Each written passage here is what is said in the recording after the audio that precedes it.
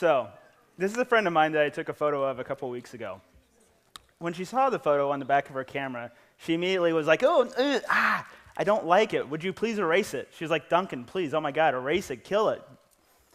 And of course, I was like, why? Because look, I mean, there's nothing wrong with this image. Turns out, I think what was wrong was her perception of the image. So let me dive into this a little bit.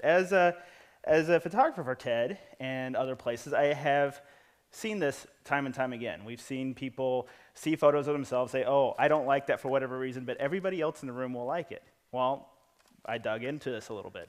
I talked to lots of the scientists that I have access to, thankfully, and started asking questions. Now, we know from perceptual science that a lot of what we actually perceive the world to be is pulled from memory, right? When you look at the TED logo, you glance at it, you know what the TED logo looks like because you've probably seen it a dozen times. Something pulls out of memory, that's what you perceive, right? Now, let's think about ourselves. How do we perceive ourselves? What is the map that we use to view ourselves? Well, it's like what no other camera sees. It's a mirror in your bathroom at arm's length, reversed. So that's a very personal view. You're the only person that has this view in the world, right? Whenever somebody takes a photo of you, it does not match that. In fact, I would go so far as to say you fall into the uncanny valley. So what's the uncanny valley? Well, this is something that the Hollywood folks would know well. So if you've ever seen Toy Story, right, the character Woody, you know, he's human-esque, but he's not too human, and we accept him as a character. He's funny, he's great. He's Tom Hanks' voice coming out.